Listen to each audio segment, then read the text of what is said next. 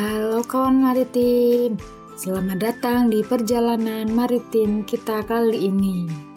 Dalam episode ini, kita akan berlabuh di ujung timur Pulau Jawa, di sebuah tempat yang menjadi saksi hidup aktivitas pelayaran dan penyeberangan selama puluhan tahun, yaitu Pelabuhan Ketapang, Banyuwangi, Jawa Timur.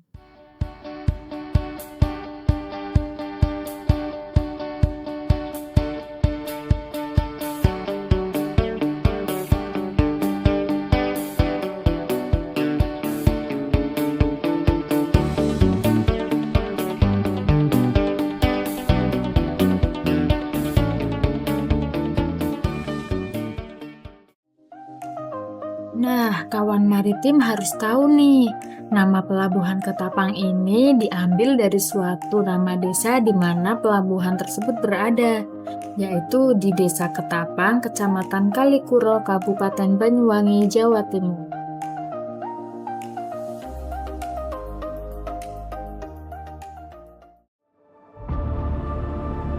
Sejarah Pelabuhan Ketapang tidak bisa dilepaskan dari peran strategisnya sebagai penghubung antara Pulau Jawa dan Pulau Bali.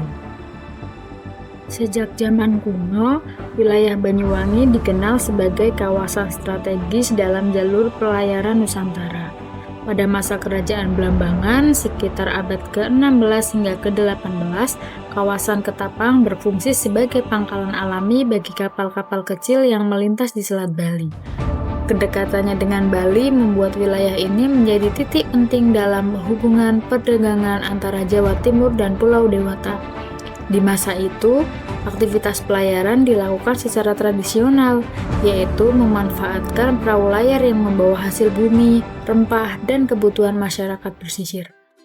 Pada tahun 2000-an, seiring berkembangnya arus transportasi laut, pemerintah Indonesia mulai membangun pelabuhan yang lebih modern untuk melayani kebutuhan pelanggan, terutama di ujung timur Pulau Jawa.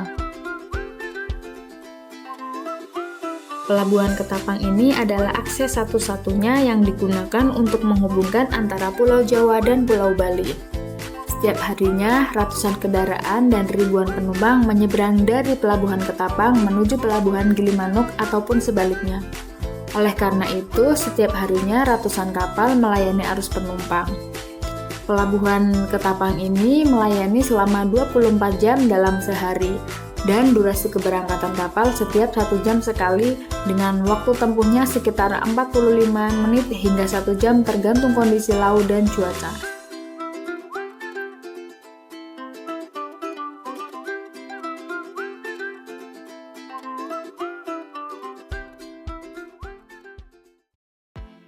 Kawan maritim pasti penasaran kenapa pembangunan jembatan ini tidak dilaksanakan.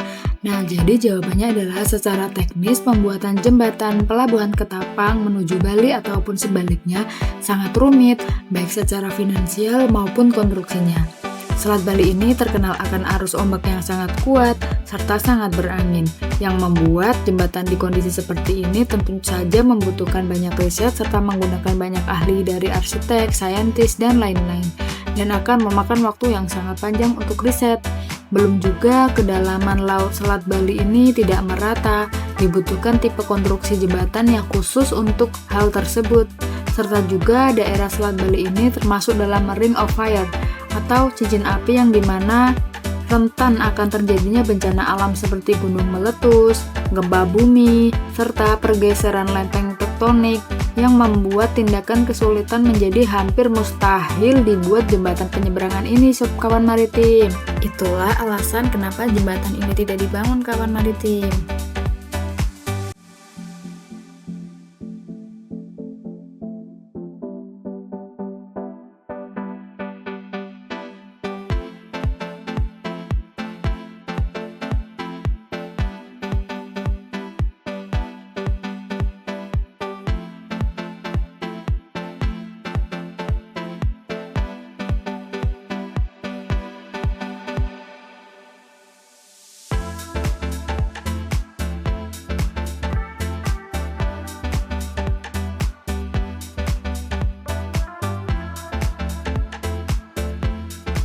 Nah, itu dia perjalanan maritim kita kali ini.